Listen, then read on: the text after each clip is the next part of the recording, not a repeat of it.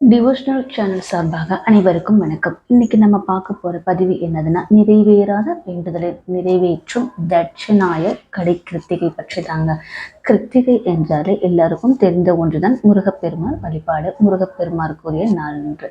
இந்த மார்கழி மாசத்துல வரக்கூடிய கிருத்திகை தான் நம்ம தட்சிணாய கடை கிருத்திகை என்று சொல்வோம். இந்த மார்கழி மாதத்தோடு தட்சிணாய காலம் நிறைவடைவதால் அந்த மாதத்தில் வரக்கூடிய கிருத்திகையை தட்சிணாய கடை கிருத்திகை என்று சொல்வதுண்டு. இந்த வருடம் ஜனவரி மாதம் 9ஆம் தேதி 3 மணிக்கு மேல் தொடங்குகிறது. அந்த சமயத்தில் வைகுண்ட ஏகாதசி இருக்குது என்பதால் முருகப்பெருமானுக்கும் பெருமாளுக்கும் உகந்த வழிபாடாக இந்த வழிபாடு இருக்கும். அப்படிப்பட்ட சிறப்பு வாய்ந்த கிருத்திகை நட்சத்திர நாள்ல எந்த முறையில் நாம் வழிபாடு செய்தால் நம்முடைய வேண்டுதல்கள் நிறைவேறும். நம்ம எத்தனையோ வழிபாடுகள், எத்தனையோ பூஜை முறைகள், எத்தனையோ பரிகாரங்கள் செய்து பார்த்திருக்கோம். எத்தனையும் செய்து நமக்கு எந்த பிரயோஜனம் இல்லை அப்படின்னு நினைக்கிறவங்க இந்த வழிபாடை நீங்க கண்டிப்பா செஞ்சு பாருங்க. முருகப்பெருமான எந்த வேண்டுதலுக்காக வேண்டுமானாலும் நாம் வழிபாடு செய்யலாம். இது வேணும், இதுக்கு தான் நம்ம முருகப்பெருமான வழிபாடு செய்யணும், அதுக்கு தான் முருகப்பெருமான வழிபாடு செய்யணும் அப்படிலாம் இல்லை. பண பிரச்சனையா இருக்கட்டும், கடன் பிரச்சனையா இருக்கட்டும், வீட்டில் சண்டை சச்சரவா இருக்கட்டும், இல்லை குடும்ப ஒற்றுமை இல்லை, மனைவி கணவனுக்கு சண்டை, அந்த மாதிரி எந்த பிரச்சனைகளாக இருந்தாலும் முழு மனதோடு முழு நம்பிக்கையோடு வழிபாடு செய்யும் பொழுது நம்முடைய வாழ்க்கையில் நல்ல நல்ல மாற்றத்தை அவர் ஏற்படுத்துவார். நமக்கு இருக்கக்கூடிய தடைகளை நீக்குவார். சிறந்த செல்வத்தையும் சிறந்த ஞானத்தையும் அருள்வார். நோய் நொடி இல்லாத வாழ்க்கை அமைத்து கொடுப்பார். அவ்வளவு சிறப்பு வாய்ந்த முருகப்பெருமானுக்கு உகந்த இந்த மார்கழி மாதம் வரக்கூடிய கிருத்திகையில் முருகப்பெருமானை வழிபாடு செய்வதால் நமக்கு ஏகப்பட்ட நன்மைகள் கிடைக்கும். இந்த வழிபாட்டை நம்ம தொடர்ச்சியா 6 நாட்கள் செய்யணும். நீண்ட நாட்களாக நிறைவேறாமல் இருக்கக்கூடிய ஏதாவது வேண்டுதல் இருந்துச்சுன்னா அது கண்டிப்பா நிறைவேறும்.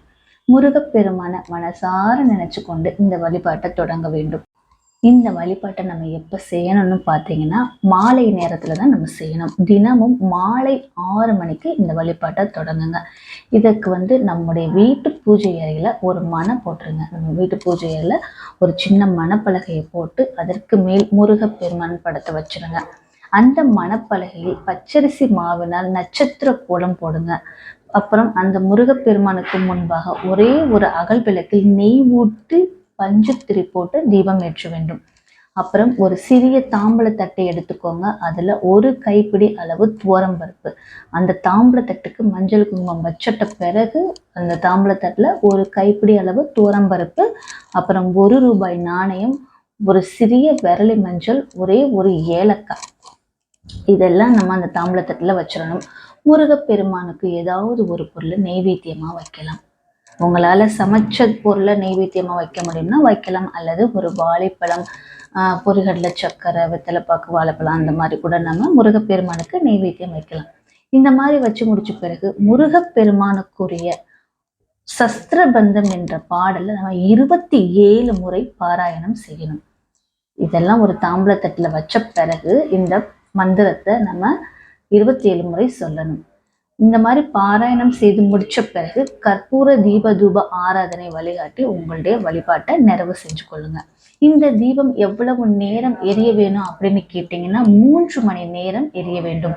மாலை 6 மணிக்கு ஏற்றின தீபம் இரவு 9 மணி வரை கண்டிப்பாக எரியணும். தொடர்ச்சியாக 6 நாட்கள் இந்த வேண்டுதலை வைங்க. இந்த தீபத்தை ஏற்றுங்க. 6 நாட்களும் மாலை 6 மணிலிருந்து 9 மணி வரை இந்த தீபம் ஏற்றணும். தீபம் தானாக குளிரக்கூடாது, திரி எரிந்து விடக்கூடாது. எண்ணெய் கரெக்டா அதற்குரிய அளவு பார்த்து ஊற்றி வச்சுக்கோங்க.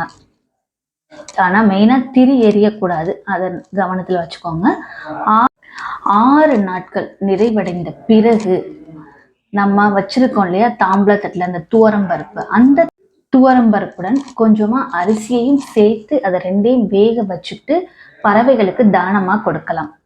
அப்புறம் அந்த துவரம்பருப்புல வச்சிருந்தோம் இல்லையா அந்த நாணயம், விரலி மஞ்சள், ஏலக்காய், இந்த 3ஐயும் ஒரு சிறிய மூட்டையாக கட்டி பணம் வைக்கும் இடத்துல வச்சிருங்க.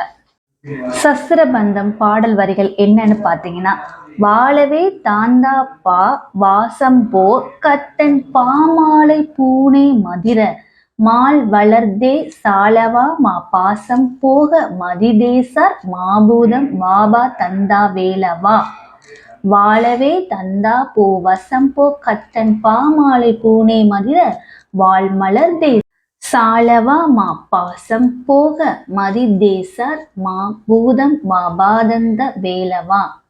இந்த பாடலை படிக்க கொஞ்சம் கஷ்டமா இருந்தாலும் படிக்க படிக்க நமக்கு கரெக்டா வந்துடும். இந்த பாடலை நம்ம 27 முறைகள் நம்ம பாராயணம் செய்யணும். இந்த பாடலோட விளக்கம் என்னன்னு தெரிஞ்சுக்கிட்டீங்கன்னா, தூயவனே வேதாந்த விலாச கடவுளே, பேரின்பம் எனும் அனுபவத்திற்கு தலைவனாக இருப்பவனே, மாலைகளை அணியும் செம்பொன் போல் திகழ்பவனே, வன்மை சான்று திருமாலுக்கும் வல்லவர்களுக்கும் கடவுளானவனே, என்னுடைய மனதில் நிறைந்திருக்கும் தேவையில்லாதவைகளும் பெரிய ஆணவங்கள் பந்தங்கள் போன்றவை ஒழிய ஞானமும் புகழுள்ள பரமான்மாவே வந்தருள்க.